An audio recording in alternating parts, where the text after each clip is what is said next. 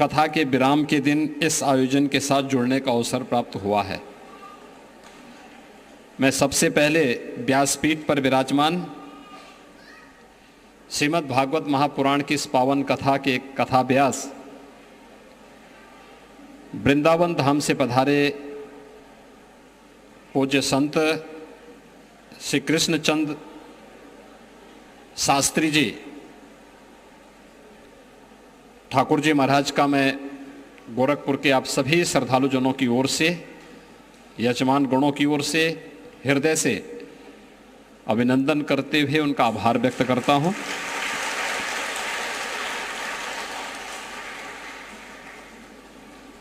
ये आप सबका सौभाग्य है कि पुण्यतिथि आयोजन के इस कार्यक्रम में पूज्य संतों का भी सानिध्य प्राप्त हो रहा है। यहाँ पर आज हमारे बीच में पधारे हैं पूज्य स्वामी जगतगुरु रामानुजाचार्य श्री वासुदेवाचार्य जी महाराज। वे अपनी कठिन साधना में हैं। 4 महीने तक उनको बाहर नहीं निकलना था, लेकिन यहाँ के कार्यक्रम के लिए स्पेशली आए हैं। कुछ ही देर पहले यहाँ पर आए हैं। मैं उनका हृदय से इस आयोजन में अभिनंदन करता हूँ, उनका स्वागत करता हूँ।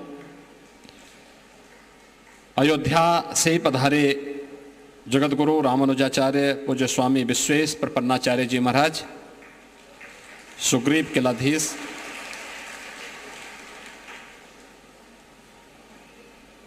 वशिष्ठ पीठाधीश्वर श्री महंत डॉक्टर रामविलास वेदांती जी महाराज, अयोध्या धाम से, जूनागढ़ गुजरात से पधारे हैं श्री महंत शेरनाथ जी बापू, दिगंबर अखाड़ा अयोध्या से पधारे हैं श्री महंत सुरेश दास जी महाराज, नेमी सारण्य जहां की धरती से भारत की इस पूरी वैदिक परंपरा को लिपिबद्ध करने और जिसको आज हम सब ग्रंथों के माध्यम से अवलोकन कर सकते हैं, हमारे लिए सुलभ हो पाया है। जहां पे सूत जी महाराज ने 88,000 ऋषियों के सानिध्य को वहां पर अपना सानिध्य दिया था। 18 पुराणों का कथा का वाचन वहां हुआ था और उसको लिपिबद्ध करने का भी एक महा आयोजन हुआ था। उस पावन धरा से यहाँ पर पधारे हैं स्वामी विद्या चैतन्य जी महाराज, गाजियाबाद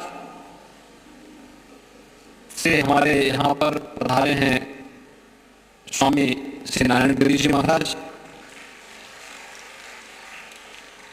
काशी से पधारे हैं श्री सतोव आश्रम से महामंडलेश्वर श्री महंत संतोष दास जी महाराज, अयोध्या धाम से पधारे हैं श्री महंत भरतदास जी महाराज, भीड़भंजन गुजरात से पधारे हैं श्री महंत कमलनाथ जी महाराज। और भगवत महापुराण सभी पावन कथा का श्रवण करने का आनंद आप सब ने लिया और जिस तन्मयता के साथ, जिस श्रद्धा के साथ आपने आकर के इस कथा का श्रवण किया है। कथा तो के अंदर जो 7 दिवसीय श्रीमद् भागवत महापुराण की इस पावन कथा का श्रवण करने का आनंद आप सब ने लिया और जिस तन्मयता के साथ, जिस श्रद्धा के साथ आपने आकर के इस कथा का श्रवण किया है। कथा तो संदर्भ को लेकर के जीवन में बहुत कुछ परिवर्तित करने का एक अवसर हम सब के लिए प्राप्त होता है। और श्रीमद् भागवत महापुराण जैसी कथा, कथा व्यास जी ने आप सबके सामने कहा, धर्म तो दुनिया में एक ही है, वह है सनातन धर्म। बाकी धर्म नहीं है, मत हैं, पंथ हैं, उपासना विधि है।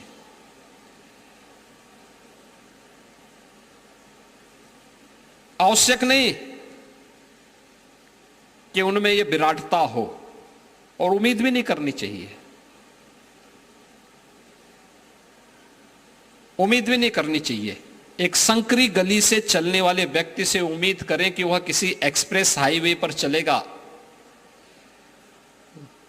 तो मुझे लगता है कि वह सोचने वाले की गलती होगी। जिनका दायरा ही संकुचित है, जिनकी सोच ही संकुचित है, वहां विराटता के दर्शन नहीं हो सकते।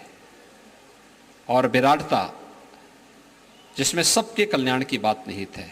और हम तो बार बार इस बात को कहते हैं, सनातन धर्म यह मानव धर्म है, मानवता की सुरक्षा की गारंटी देता है, विश्व के कल्याण की बात करता है।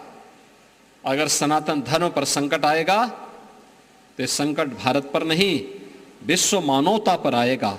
और इसीलिए सनातन धर्म सदैव उन मूल्यों की रक्षा करने की हमें प्रेरणा देता है जो व्यक्ति हो, समाज हो या ये व्यवस्था, इन सब के संरक्षण की, इन सबको सुरक्षित रखने की गारंटी अगर कोई देता है तो हमारा सनातन धर्म देता है। सनातन धर्म ही श्रीमद् भागवत महापुराण की कथा के माध्यम से, जो पहले दिन भी मैंने इस बात को कहा था, दुनिया के अंदर जितने पंथ, मत, संप्रदाय निकले हैं, सबकी कल्पना अंतिम क्या होती है? हमें स्वर्ग प्राप्त होगा। लेकिन हमारा सनातन धर्म क्या कहता है? क्षीणे पुण्य मृत लोका वसंती। जैसे पुण्य क्षीण होंगे, समाप्त होंगे, फिर से आना पड़ेगा।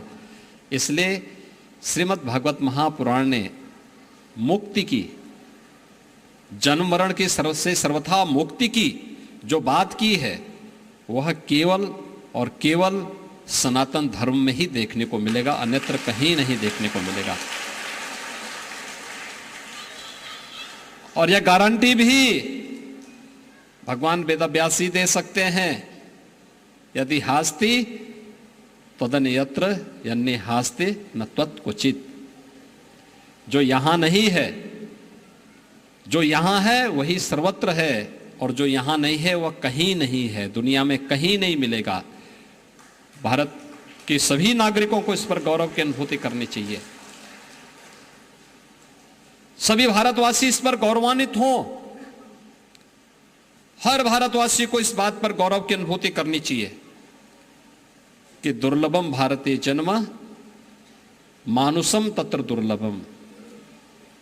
यानी भारत में जन्म लेना दुर्लभ है, और उसमें भी मनुष्य के रूप में, और उसमें भी सनातन धर्मावलंबी के रूप में जन्म लेना, तो हम सब के लिए गौरव की बात होनी चाहिए। बहुत अच्छी विशद व्याख्या के माध्यम से 7 दिन की, यद्यपि भगवान की कथा तो हरि अनंत, हरि कथा अनंता, लंबे समय तक जितना संदर्भ, हर एक उस पर एक नया नया संदर्भ निकलता जाएगा। ये समुद्र है, इसको घंटों में, दिनों में बांध करके हम नहीं रख सकते, लेकिन श्रद्धालुओं की सुविधा और कथा व्यास की भी अपनी व्यस्तता, दोनों को ध्यान में रख करके साप्ताहिक एक कार्यक्रम यहां पर युगपुरुष ब्रह्मलीन महंत दिग्विजयनाथ जी महाराज की और ब्रह्मलीन महंत अवेद्यनाथ जी महाराज की इस पुण्यतिथि समारोह के अवसर पर आयोजन यहां पर किया गया। मैं आयोजन समिति की ओर से कथा व्यास श्री संत कृष्णचंद शास्त्री जी महाराज के प्रति हृदय से आभार व्यक्त करता हूं, उनका अभिनंदन व्यक्त करता हूं। उनका सानिध्य आने वाले समय में भी गोरखपुर के श्रद्धालुओं को प्राप्त होता रहे, इस विश्वास के साथ मैं सभी पूज्य संतों का जो इस आयोजन में आज यहाँ पर हैं, जिन्होंने इस साप्ताहिक कार्यक्रम में किसी न किसी रूप में भागीदारी की है, उन सब को भी मैं हृदय से अभिनंदन करता हूँ।